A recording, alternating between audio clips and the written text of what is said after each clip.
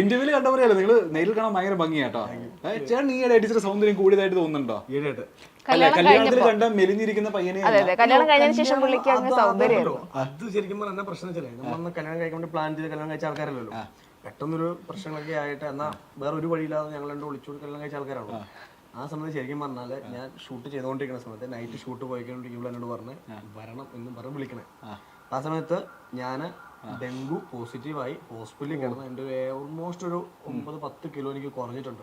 അങ്ങനെ കുറഞ്ഞ് ഞാൻ ഇങ്ങനെ ഇരിക്കുന്ന സമയത്താണ് ഞാനിവിടെ അത് ഞാൻ തന്നെ കണ്ടത്. പൊട്ടിക്ക് നമ്മുടെ സൗന്ദര്യം അവിടെ പൊടിക്കില്ല, ഭയങ്കരമായിട്ട് മെലിഞ്ഞു.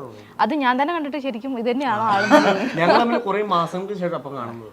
അയ്യോ ഒരുപാട് ഭയങ്കര മാറ്റം. ഞാൻ ചോദിച്ചാൽ ടെൻഷൻ കൊണ്ടാണെന്നൊക്കെ വിചാരിച്ചു. പക്ഷെ അല്ല, പുള്ളിക്ക് സുഖമില്ലാതായി. ഹെൽത്ത് ഭയങ്കര പ്രശ്നമാണ്. പക്ഷെ അന്നൊന്നും നമ്മൾ വലിയ മാറ്റമൊന്നുമില്ല അല്ലേ? തിരിച്ചു വന്നപ്പോഴേ ഏതാണ്ട് പഴയ അവസ്ഥയിൽ തന്നെ തിരിച്ചു വന്നാക്കുന്നത്. വലിയ മാറ്റവും ചെറിയൊരു തടി. ഓക്കെ. എനിക്ക് തോന്നുന്നു ആ റിയാലിറ്റി ഷോ വന്നതിന് ശേഷം ബമ്പർ അടിച്ചത് നിങ്ങൾക്ക് സത്യം പറഞ്ഞു കഴിഞ്ഞാൽ അല്ലേ? നിങ്ങൾ കുറെ കൂടെ ആൾക്കാർ അറിഞ്ഞു എന്ന് മാത്രമല്ല, നിങ്ങളുടെ ജീവിതത്തിലെ കുറെ ട്വിസ്റ്റ് ആൻഡ് ടേൺസ് ഒക്കെ എല്ലാം നടന്നത്, കുറെ നല്ല കാര്യങ്ങളൊക്കെ സംഭവിച്ചത് ആ റിയാലിറ്റി ഷോ. അത് ഞാൻ പിന്നെയും വലിച്ചഴക്കുന്നില്ല. ഞാനത് പറഞ്ഞായിരുന്നുള്ളൂ. ഒരു പക്ഷേ ആ റിയാലിറ്റി ഷോ ഞങ്ങൾക്ക് വേണ്ടി മാത്രം നിശ്ചയിച്ച് കാലം കരുതി വെച്ചെന്നാണെന്ന് ഞാൻ വിശ്വസിക്കാൻ ഇഷ്ടപ്പെടുന്ന ഒരാളാണ്. ഞാൻ ചോദിക്കട്ടെ, ഈ ഇത്രയും മാത്രം പ്രശ്നം വരാനുള്ള കാര്യം എന്തായിരുന്നു? ഇത് ആക്ച്വലി പറഞ്ഞ് സോൾവ് ചെയ്ത് എന്തായിരുന്നു എന്താ പ്രശ്നം? ആക്ച്വലി എന്തായിരുന്നു? രണ്ട് വീട്ടുകാർ സമ്മതിക്കാനുള്ള ഒരു പ്രശ്നം എന്തായാലും അത് റിലീജിയനായിരുന്നോ? ഓക്കെ. പിന്നെ രണ്ടുപേരും സമ്മതിക്കണമല്ലോ, രണ്ട് വീട്ടുകാരെയും കൂടെ ഒരുമിപ്പിക്കണമല്ലോ. അല്ല, ആദ്യം എല്ലാവരുടെയും പ്രശ്നം റിലീജിയൻ ആയിരിക്കും. ആ റിലീജിയൻ ഒരു പ്രശ്നമായിട്ട് വരുമ്പോഴാണ് ഇവർ ബാക്കിയുള്ള അതും ഇതും കാര്യങ്ങളൊക്കെ പറയണത്. അപ്പൊ നോർമലി എല്ലാ ഫാമിലിയും പറയുന്ന പോലെ പറഞ്ഞു, നിങ്ങൾക്ക് അങ്ങനെ ഒരുമിച്ച് ജീവിക്കാൻ പറ്റില്ല, മുന്നോട്ട് പോകാൻ പറ്റില്ല, അങ്ങനെ പറഞ്ഞു. അപ്പൊ പിന്നെ നമ്മുടെ ദൗത്യം എന്ന് പറഞ്ഞാൽ എന്താണ്? ജീവിച്ച് കാണിക്കണം എന്നുള്ളത്. അത് നമ്മുടെ നല്ല കല്യാണം കഴിക്കുന്ന എല്ലാവരുടെയും അതാണ്, നല്ല ജീവിക്കുക എന്നുള്ളതാണ്. ഞങ്ങളിപ്പോ വലിയ കുഴപ്പമില്ല. ഇപ്പൊ 3 വർഷമായി കല്യാണം കഴിഞ്ഞിട്ട് ഇപ്പൊ വലിയ കുഴപ്പമില്ലാതെ അവർക്ക് തോന്നി മതമല്ല മെയിൻ, ജീവിതമാണ്, അത് ജീവിക്കുന്നുണ്ട് അത് തോന്നി. ഇപ്പം രണ്ട് വീട്ടുകാർ, എന്റെ വീട്ടുകാർ ആദ്യമേ അക്സെപ്റ്റ് ചെയ്തു, അതിനുശേഷം ഉള്ള വീട്ടുകാർ അക്സെപ്റ്റ് ചെയ്തു. അപ്പൊ അത്രേ ഉള്ളൂ സംഭവം. അത്രേ ഉള്ളൂ കാര്യം. ഇനി നിങ്ങളുടെ ലൈഫിൽ ഈ പറഞ്ഞ പോലെ ആ സ്റ്റേജിനും നിങ്ങളുടെ ലൈഫിലും ഭയങ്കര ട്വിസ്റ്റ് വരുത്തിയ ഒരാളുണ്ട്. ആ പുള്ളിക്കാരന്റെ പേര് പറയാതെ പോകുന്നത് ഭയങ്കര എന്താ പറയുക, ഒരു ഇൻകംപ്ലീറ്റ് ആയിരിക്കും. ഞാനും ആളാണ്. ഹരിയേടന്റെ കാര്യം പറയാതെ പോകുന്നത് ഈ പറഞ്ഞ പോലെ ഒരു ഇൻകംപ്ലീറ്റ് ആയി പോകും. എനിക്ക് തോന്നുന്നു നിങ്ങള് കട്ടക്ക് ശ്രമിച്ചിട്ടും പുള്ളിക്കാരൻ എന്ത് പറഞ്ഞിട്ടാ നമ്മളുടെ അച്ഛനെ ഫ്ലാറ്റ് ആക്കി? എന്ത് പറഞ്ഞു എനിക്ക് പറ്റില്ല. അത് ഞാൻ വീട്ടിൽ കയറിയില്ല. ഹരിച്ചേട്ടനും ഷോ ഡയറക്ടർ വിനീഷേട്ടനോട് പോയായിരുന്നു. വിനീഷേട്ടൻ അസോസിയേറ്റ് ഡയറക്ടർ. അപ്പോൾ അവർ രണ്ടോടെ വീട്ടിൽ കയറിയിട്ടാണ് സംസാരിച്ചത്. എന്ത് സംസാരിച്ചു, എങ്ങനെ സംസാരിച്ചു എന്നറിയില്ല. ഞാൻ ചെല്ലുമ്പോൾ ഭയങ്കര ഹാപ്പി ആയിട്ട് ഇവരുടെ വീട്ടുകാർ നമ്മളെ സ്വീകരിച്ചു ഇരിക്കുന്നു. പിന്നെ അങ്ങോട്ട് ഞാനൊരു സോറിയൊക്കെ പറഞ്ഞു. പിന്നെ ഞങ്ങൾ ഭയങ്കര ഹാപ്പി ആയിട്ടാണ് സംസാരിച്ചത്. ഇതുവരെ ഞാൻ ഹരിച്ചനോട് ചോദിച്ചില്ല. പക്ഷെ പുള്ളി നമ്മുടെ കൂടെയുള്ള ഒരു ഇന്റർവ്യൂവിൽ പറഞ്ഞത്, കോമൺ ആയിട്ട് പറഞ്ഞത്, അച്ഛൻ കുറെ കാര്യങ്ങൾ പറഞ്ഞു, പുള്ളിയും അതുപോലെ കുറെ കാര്യങ്ങൾ അങ്ങോട്ട് സംസാരിച്ചു. പിന്നെ പുള്ളി കൺവിൻസ് ചെയ്യിച്ചു എന്നാണ് പറഞ്ഞത്. അത് വലിയൊരു ടാസ്ക് ആണ്. അത് ഒരിക്കലും ഒരാൾക്ക് പറ്റുന്ന. ഹരിച്ചനൊരു മെസ്സേജ് ആയിരുന്നു ന്യൂ ഇയറിന്. ഞാൻ അയച്ച മെസ്സേജ് ഞാനത് അപ്പൊ തോന്നി ഞാൻ അയച്ചതാണ്. അത് ഞാൻ എന്താ അയച്ചതെന്ന് ചോദിച്ചു കഴിഞ്ഞാൽ, ഞാനത് എൻ്റെ മനസ്സിൽ തോന്നിയിട്ട് ഞാൻ അങ്ങനെ അയച്ചതാണ്. ഞാൻ കാണിച്ചു തരാം. ഞാൻ അയച്ചത്, ഹരിയണ, ഈ കഴിഞ്ഞുപോയ വർഷം നിങ്ങളെ എൻ്റെ ചേട്ടൻ്റെ സ്ഥാനത്തും സവിത ചേച്ചിയെ ഏട്ടത്തിയുടെ സ്ഥാനത്തും കിട്ടി എന്നുള്ളതാണ് എൻ്റെ സന്തോഷങ്ങളിൽ ഒന്ന്. ഒരു ചേട്ടനായി, നല്ല കൂട്ടുകാരനായി ചേർത്ത് നിർത്തിയതിനും കൂടെ കൂട്ടിയതിനും ഉപദേശിച്ചതിനും നല്ലത് പറഞ്ഞതിനും കമ്പനി കൂടിയതിനും എല്ലാത്തിനും ഒരുപാട് നന്ദി. ഞാൻ പറഞ്ഞു, നമ്മൾ തമ്മിൽ എത്ര വയസ്സിന് വ്യത്യാസമുണ്ട്, എന്നിട്ടും അതൊന്നും നോക്കാതെ, നിങ്ങളുടെ പൊസിഷൻ നോക്കാതെ, കാരണം പുള്ളി അങ്ങനെ നിൽക്കുന്ന ഒരു ആളും പ്രൊഫഷൻ നിൽക്കുന്ന ആളുകൊണ്ടാണ്, നോക്കാതെ എന്തോ ഒരു അലമ്പ് നമ്മൾ ആ സ്റ്റേജിൽ കാണിച്ചു. ഞങ്ങൾ ഭയങ്കര അലമ്പാണ് ആ സ്റ്റേജിൽ. ശരിക്കും പറഞ്ഞാൽ പരസ്പരം കളിയാക്കിയും ഒരുമിച്ചിരുന്ന് ഫുഡ് കഴിച്ചും തగ్గടിച്ചും ഒരു കളിക്കൂട്ടുകാരെ പോലെ കഴിഞ്ഞ 3 മാസം നമ്മൾ ആഘോഷിച്ചു. എത്ര രാത്രികളെ നമ്മൾ പകലാക്കി മതി മറന്നു. കാരണം ഞങ്ങള് ശരിക്കും ഷോയ്ക്കനെ പോകുന്നതിനെക്കാട്ടും ഉപരി അടിച്ചു പൊളിക്കാൻ വേണ്ടി തന്നെ പോയതാണ്. ഇപ്പം ഞാൻ പറഞ്ഞു, നിങ്ങൾ സ്വയം ജീവിക്കാൻ മറന്നുപോയൊരു വിഡ്ഢിയാണ്. നിങ്ങൾക്ക് നാളെക്കുറിച്ച് ചിന്ത ഉണ്ടോയെന്ന് എനിക്ക് തോന്നുന്നില്ല. നിങ്ങളുടെ അച്ഛനായി കിട്ടിയതിൽ ആ മക്കളും ഭാഗ്യം ചെയ്തവരാണ്. എൻ്റെ ജീവിതാവസാനം എൻ്റെ മനസ്സിലും ഹൃദയത്തിലും നിങ്ങൾക്കൊരു സ്ഥാനമുണ്ട്, മറക്കില്ല എന്നും പറയണം. അപ്പം പുള്ളി എനിക്ക് വോയിസ് അയച്ചേക്കോ, നീ എന്താണ് പ്രാന്താണെന്ന് എനിക്ക് മെസ്സേജ് അയച്ചു. ഞാനത് ശരിക്കും എനിക്ക് മനസ്സിൽ തോന്നിയിട്ട് അയച്ചായിരുന്നു. പുള്ളി അങ്ങനെയാണ് ശരിക്കും പറഞ്ഞു കഴിഞ്ഞാൽ. ഓക്കെ. അപ്പം എനിക്ക് ഇവർക്ക് ഒരിക്കലും പുള്ളിനെ അങ്ങോട്ട് മാറ്റി നിർത്തിയിട്ടൊരു എനിക്ക് തോന്നുന്നു ജോത്സ്യന്മാർക്കിടയിൽ ഇത്രയും ആരാധകരുള്ളൊരു ജോത്സ്യം വേറെ ഉണ്ടോ എന്ന് എനിക്ക് വേറെ അറിയത്തില്ല. പുള്ളിയുടെ കൊടുക്കുന്ന മറുപടികളാണെങ്കിൽ അതെ അതെ, എനിക്കിപ്പോ അതിനകത്ത് നെഗറ്റീവ് കമന്റ്സ് ഒക്കെ വരുമ്പോൾ ഞാൻ ഭയങ്കര മൂഡ് ഓഫ് ആയിട്ടിരിക്കുമ്പോൾ പുള്ളി എന്നോട് പറയും, മോളെ നീ എന്റെ പ്രൊഫൈൽ എടുത്ത് നോക്കടി, എന്തൊരു തെറിയ വിളിച്ചേക്കണം, നീ എന്തിനാ ഞാനൊന്നും മൈൻഡ് ചെയ്യില്ല മോളെ, നീ ഒന്നും അത് കാര്യമൊക്കെ ഉണ്ടടി എന്നൊക്കെ പറഞ്ഞു. ലാസ്റ്റ് ഏതൊരു ഇന്റർവ്യൂ ഹരിച്ചേട്ടൻ ഞങ്ങൾ ഒരുമിച്ചുള്ള ഒരു ഇന്റർവ്യൂ ഉണ്ടായിരുന്നു. ഹരിച്ചേട്ടൻ വന്നപ്പോഴേ പറഞ്ഞു, പേടിക്കണ്ട, ഈ പ്രാവശ്യം തെറി ഞാനിവിടെ ഷെയർ ചെയ്യുന്ന ഭയങ്കര പോസിറ്റീവ് മനുഷ്യനാണത്. എല്ലാത്തിനും ആ രീതിയിൽ എടുക്കാൻ പുള്ളിക്ക് പറ്റും. അതെ, എനിക്ക് തോന്നുന്നു ജോത്സ്യന്മാർക്കിടയിൽ ഇത്രയും തുറന്ന് സംസാരിക്കുന്ന ഒരാൾ വേറെ ഉണ്ടാവില്ല. ഞാൻ ഇതുവരെ ഇങ്ങനെ ഒരു ജോത്സ്യനെ കണ്ടിട്ടേ ഇല്ല. എല്ലാവരും ഇപ്പൊ ഈ ജോത്സ്യം പ്രൊമോട്ട് ചെയ്യാനേ നോക്കത്തുള്ളൂ, പുള്ളിക്കാരൻ അതുപോലും നോക്കാറില്ല. അതുകൊണ്ടാണ് ഞാൻ പറഞ്ഞത്, നിങ്ങൾ ജീവിക്കാൻ മറന്നുപോയ വിഡ്ഢിയാണ് ഞാൻ, അങ്ങനെ തന്നെ ഞാൻ എഴുതിയിട്ടത്. കാരണം ഇപ്പോഴും ആ പഴയ വീട്ടിൽ തന്നെയാണ് താമസിക്കുന്നത്, അങ്ങനെയൊന്നുമില്ല. ഞങ്ങൾക്ക് വലിയ വീട് വേണം, വലിയ വണ്ടി വേണം, അങ്ങനെയൊന്നുമില്ല. പുള്ളി ഇന്നത്തെ ലൈഫ് പുള്ളി മാക്സിമം എൻജോയ് ചെയ്യുന്നുണ്ട്. ഓക്കെ, ഇനി നിങ്ങൾ ആ ഹരിയേട്ടന് നിങ്ങളോട് എന്തോ ചോദിക്കാനുണ്ട്. പുള്ളിക്കാരന്റെ ചോദ്യം ഞാൻ അടുത്ത് പ്ലേ ചെയ്യാൻ പോകുന്നത്. പുള്ളിക്കാരന്റെ ചോദ്യത്തിന് നിങ്ങൾക്ക് എന്താ മറുപടി പറയാനുള്ളതെന്ന് വെച്ച് കഴിഞ്ഞാൽ നിങ്ങൾ കൊടുത്താൽ മതി. പുള്ളിക്കാരൻ പറഞ്ഞിട്ടുണ്ട് ആ ഭാഗം എനിക്ക് എന്തായാലും കട്ട് ചെയ്ത് തരണം എന്നൊക്കെ പുള്ളിക്കാരൻ നേരത്തെ പറഞ്ഞിട്ടുണ്ട്. അപ്പൊ കേൾക്കല്ലേ? പിന്നെ ഹായ് അനൂപ്, ദർശന, സുഖമല്ലേ മകളെ? പിന്നെ സുഖമാണോ ചോദിക്കേണ്ട കാര്യമില്ല, കാരണം നമ്മൾ എന്നും സംസാരിക്കാറുണ്ട്. പിന്നെ ഈ ഇവരുടെ ഒരു ഇൻ്റർവ്യൂവിൻ്റെ ഒരു സെഗ്മെൻ്റ് എന്നുള്ള നിലയിൽ ഒരു ചോദ്യം ചോദിക്കണം എന്ന് പറഞ്ഞപ്പം എന്ത് ചോദിക്കാനാണ്, എന്നും നമ്മളൊന്നും സംസാരിക്കുന്നവരാണെങ്കിലും ഞാനൊരു ചോദ്യം അനൂപിനോടാണ്, ചോദ്യമല്ല സത്യമാണോ എന്നറിയാൻ വേണ്ടി, ഒരു ഉറപ്പ് വരുത്താൻ വേണ്ടിയുള്ളൊരു കാര്യമാണ് ചോദിക്കുന്നത്. അതായത് ഇപ്പോൾ നമ്മളുടെയൊക്കെ ജീവിതത്തിൽ നമ്മൾ എല്ലാവരും വഴക്കുണ്ടാവുന്നവരാണ്. ഈ എല്ലാ വിവാഹിതരായിട്ടുള്ള ആളുകളുടെ ലൈഫിലും ഉണ്ട്, സ്വാഭാവികമല്ലേ. രണ്ട് വീടുകളിൽ നിന്ന് വരുന്ന ആളുകളാകുമ്പോൾ പ്രശ്നങ്ങളൊക്കെ ഉണ്ടാവും. എൻ്റെ ലൈഫിലും എല്ലാവരുടെയും ലൈഫിലുണ്ട്, അതുപോലെ നിങ്ങളുടെ ലൈഫിലും ഉണ്ടാവും. അപ്പോൾ നേരത്തെ വഴക്കൊക്കെ ഉണ്ടാകുമ്പം നിങ്ങളെ സംബന്ധിച്ചുള്ളൊരു പ്രശ്നം ഒന്ന് അച്ഛനമ്മയുടെ ഒന്നും പിന്തുണ ഉണ്ടായിരുന്നില്ല. അപ്പോൾ ഇത് സോൾവ് ചെയ്യാൻ നിങ്ങൾ തമ്മിൽ അങ്ങോട്ടും ഇങ്ങോട്ടും സോൾവ് ചെയ്യുമായിരുന്നു പതിവ്. എന്നോട് സ്റ്റെഫിനാണ് ഈ സംഭവം പറഞ്ഞത്, ഇതിനൊരു ഉറപ്പ് വരുത്താനാണ് ചോദിക്കുന്നത് അനൂപിനോടാണ്. അപ്പോൾ നേരത്തെ അങ്ങനെ നിങ്ങൾ തമ്മിൽ സോൾവ് ചെയ്യുമായിരുന്നു പതിവ്. ഇപ്പം അനൂപ് ചെറുതായിട്ട് വഴക്ക് തുടങ്ങുമ്പോൾ ദർശന പറയാറുണ്ട്, അത്രയും അധികം നിങ്ങൾ വിളച്ചിലെടുക്കരുത്, എനിക്ക് 7 ആങ്ങളമാരുണ്ട്, ഞാൻ വിളിച്ചാൽ അവരിങ്ങനെ ഓടി വരും എന്ന് പറഞ്ഞ് അനൂപിനെ ഭീഷണിപ്പെടുത്താറുണ്ട് എന്ന് കേട്ടു. സത്യത്തിൽ അത് സത്യമാണോ? സത്യമാണോ എന്നാ ചോദിക്കുന്നത്. 7 ആങ്ങളമാരെ പേടിയില്ലും ഹരിച്ചേട്ടന്റെ പേടിയുണ്ട്. ഹരിച്ചേട്ടന്റെ പേടി സദ്യ ചേച്ചിന് അത്യാവശ്യം പേടിയാണ്. അതെന്നെ സംബന്ധിച്ചാലേ ഹരിയാണം പിന്നെങ്കിലും ഭയങ്കര സോഫ്റ്റ് ആയിട്ട് നമ്മൾ സംസാരിക്കും. അങ്ങനെ ചേച്ചി അങ്ങനെ ചേച്ചി തെരുവണം ഓല കാട്ടെന്ന് പറയും, നീ എന്താ കാണിച്ചേ, നീ അങ്ങനെ അങ്ങനെയൊക്കെ പറയും. പക്ഷെ നമുക്ക് ഏത് സിറ്റുവേഷനിലും പോയി പറയാം, എന്തും പറയാം. പുള്ളി എനിക്ക് എൻ്റെ ബ്രദറെ പോലെ തന്നെയാണ് ശരിക്കും. നമ്മളൊരു വലിയ ഏട്ടനൊക്കെ പറയില്ലേ, നമുക്ക് അങ്ങനെ എല്ലാവരോടും അങ്ങനെ ഒരു കണക്ഷൻ കിട്ടില്ല.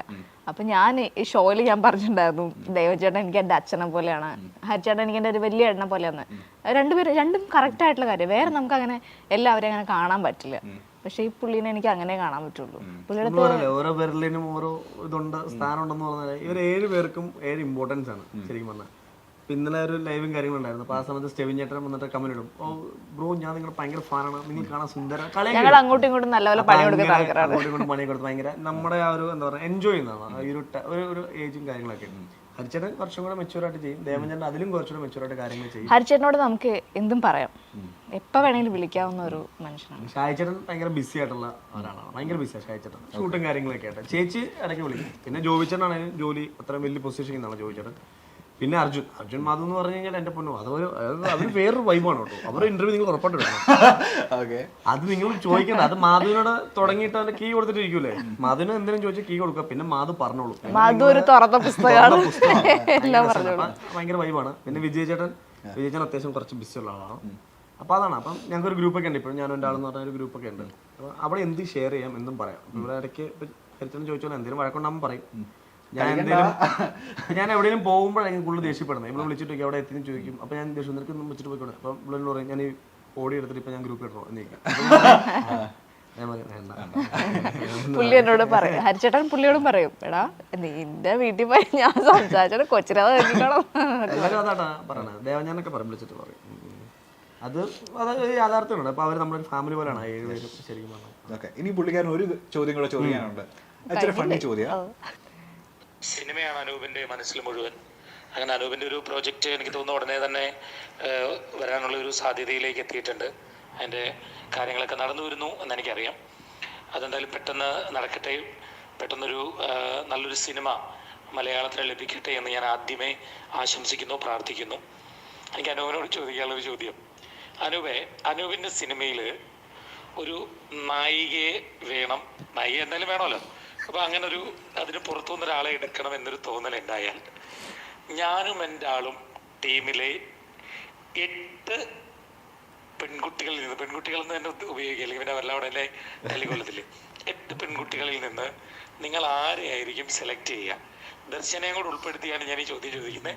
അതുകൊണ്ട് ദർശന അടുത്തുണ്ടെന്ന് മനസ്സിലാക്കിക്കൊണ്ട് കൃത്യമായൊരു മറുപടി തരുമെന്ന് പ്രതീക്ഷിക്കുന്നു. നായികയായിട്ട് ആരെ സെലക്ട് ചെയ്യുമെന്നാ ചോദിക്കുന്നത്? എന്റെ പേര് പറഞ്ഞില്ലെങ്കിൽ ഇപ്പൊ ഇവിടെ അടിയുണ്ടോ? നായികയായിട്ടല്ലേ, നായികയായിട്ട് ഞാൻ ആരെ സെലക്ട് ചെയ്യുമെന്ന് ചോദിച്ചു കഴിഞ്ഞാല്, ഞാൻ ചെയ്യാൻ പോണ സിനിമ വെച്ചിട്ടാണെങ്കിലേ എനിക്ക് നായികയായിട്ട് എനിക്ക് ഇവരെ ആരെയും കാസ്റ്റ് ചെയ്യാൻ പറ്റില്ല. കാസ്റ്റ് ചെയ്യണമല്ലേ? അതിനകത്ത് നായിക ഇമ്പോർട്ടൻസ് എനിക്ക് തോന്നുന്ന നായിക, ശരി, ഞാനൊരു അതിനകത്തുനിന്ന് ഒരാളെ നായികയായിട്ട് സെലക്ട് ചെയ്യണമെങ്കിൽ ഞാൻ ഒരു കാര്യം ചെയ്യാം, ഞാൻ മാധുവിനെ സെലക്ട് ചെയ്യും. മാധവിനെ സെലക്ട് ചെയ്യും. ചേട്ടൻ എന്താ മാധവിയിൽ കണ്ട ഒരു നായിക ക്വാളിറ്റി എന്താ? അതാ, ഞാൻ അങ്ങനെയാണെങ്കിൽ മറ്റേ കിലുക്കൻ 3 എന്നൊക്കെ പറഞ്ഞ ഫോട്ടോ വിടാന്ന് പറഞ്ഞിരിക്കണേ. അത് ഹരിച്ചേട്ടൻ ചോദിച്ച തമാശക്കാണെങ്കിൽ എനിക്കതിനകത്ത് ഞാനൊരു സിനിമ ചെയ്യുമ്പോൾ 2 പേര് വേണം. അത് ഏത് സബ്ജക്റ്റ് ചെയ്താലും, അപ്പം നമുക്ക് പറയാൻ പറ്റില്ല, ഇപ്പൊ ജയതിച്ചേട്ടൻ ഏത് ക്യാരക്ടറും ചെയ്യൂലേ, പക്ഷെ ഏത് ക്യാരക്ടറും ചെയ്യാൻ പറ്റുക, അങ്ങനെ ഇപ്പൊ ചുള്ളനൊക്കെ ആണെങ്കിൽ പറ്റൂല, അല്ലെങ്കിൽ ഭയങ്കര സുന്ദരിയാണെങ്കിൽ ഒത്തിരി വയസ്സ് അയാളുടെ ക്യാരക്ടർ ചെയ്യാൻ പറ്റില്ല. അപ്പം അങ്ങനെ ഏത് സിനിമ ചെയ്താലും 2 പേർക്ക് എനിക്കൊരു ഓപ്പർച്യൂണിറ്റി കൊടുക്കണം എന്ന ആഗ്രഹമുള്ള 2 പേരാണ്. ഒന്ന് ഷാജിച്ചേൻ്റെ വൈഫ് രശ്മി ചേച്ചി, അത് ചുമ്മാ പറഞ്ഞോ, രശ്മി ചേച്ചി അസാധ്യ ആർട്ടിസ്റ്റാണ്. ഞാൻ കളയെന്ന് പറഞ്ഞ അവർ ഒരു ഷോർട്ട് ഫിലിം കിട്ടും, ഭയങ്കര പെർഫോമൻസ്. പിന്നെ ദേവൻ ചേട്ടൻ ശരിക്കും പറഞ്ഞാൽ പുള്ളിക്ക്, അപ്പൊ എല്ലാവരും പറയുന്നത് ഈ റിയാലിറ്റി ഷോ പുള്ളി ഇങ്ങനെ ആദ്യമായിട്ടാണ് പുള്ളിക്ക് ഇങ്ങനെ സ്റ്റേജ് ഒന്നുമില്ല, പുള്ളി എക്സ്പ്ലോർ ചെയ്ത പോലെ ഒന്നും എനിക്ക് തോന്നുന്നില്ല വേറെ ആരും എക്സ്പ്ലോർ ചെയ്തിട്ടില്ല. പുള്ളിക്ക് സിനിമയെ പറ്റി അറിയാം, പുള്ളി ഒരുപാട് സിനിമ കാണുന്ന ആളാണ്, ഒരുപാട് പുസ്തകങ്ങൾ വായിക്കുന്ന ആളാണ്, പുള്ളി എഴുതും നന്നായിട്ട്, അടിപൊളിയായിട്ട് എഴുതും. അപ്പൊ ആർട്ടിസ്റ്റ് എന്ന് പറയുമ്പോൾ ഭയങ്കര ഒബ്സർവേഷൻ ആണല്ലോ. ഞാൻ എന്തുകൊണ്ട് ദേവൻ കാശ് വെച്ചാൽ ഭയങ്കര ഒബ്സർവേഷനാണ്. നമ്മൾ 100 പേര് നിന്നിട്ട് കൂട്ടമായിട്ട് നിന്നിട്ട് എന്തെങ്കിലും ഒരു കാര്യം പറഞ്ഞാലും ദേവൻ ചേട്ടൻ എല്ലാവരുടെയും കാര്യങ്ങൾ ഇങ്ങനെ മൈന്യൂട്ടായിട്ട് ശ്രദ്ധിച്ചിട്ട് പുള്ളി പിന്നെ നമ്മളെടുത്ത് പറയും, ആ കാണിച്ചത് ശരിയായില്ല, അല്ലെങ്കിൽ അത് കൊള്ളാമായിരുന്നു എന്ന് പറയും. അപ്രീഷിയേറ്റ് ചെയ്യുന്നതിനൊപ്പം തന്നെ വിമർശിക്കും. അങ്ങനെയുള്ള ഒരാൾ ഭയങ്കര ക്വാളിറ്റിയാണ്. രശ്മി ചേച്ചിയും ദേവൻ ചേട്ടനെയാണ് ഞാൻ ഇടയ്ക്ക് ഷായിച്ചനോട് ഇങ്ങനെ ഇൻഡയറക്റ്റ് ആയിട്ട് ഇങ്ങനെ പറഞ്ഞു, നിങ്ങളെക്കാട്ടും നല്ല ആർട്ടിസ്റ്റ് രശ്മി ചേച്ചിയാണ്. ഞാൻ ഷായിച്ചന്റെ കോമഡി അങ്ങനെ കണ്ടിട്ടുള്ളൂ, രശ്മി ചേച്ചി അസാധ്യമാണ്.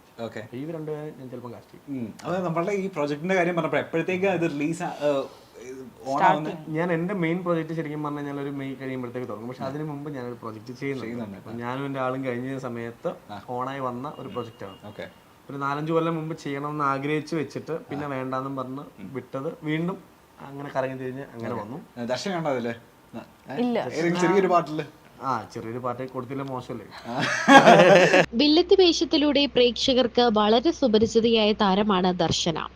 മൗനരാഗം എന്ന സീരിയലിലെ വില്ലത്തിയായിട്ടാണ് ദർശന ഇന്നും മലയാളികളുടെ മനസ്സിലുള്ളത്. അഭിനയിച്ചുകൊണ്ടിരുന്ന സീരിയലിലെ അസോസിയേറ്റ് ഡയറക്ടറായ അനൂപിനെയാണ് ദർശന വിവാഹം കഴിച്ചത്. വീട്ടുകാരുടെ എതിർപ്പ് വകവയ്ക്കാതെ അനൂപിനൊപ്പം ഇറങ്ങിപ്പോവുകയായിരുന്നു ദർശന. 2019 ഇരുവരും വിവാഹം കഴിച്ചത്. രഹസ്യമായിട്ടായിരുന്നു വിവാഹം. വിവാഹശേഷം വീട്ടുകാർ ദർശനയുമായി അകൽച്ചയിലായി.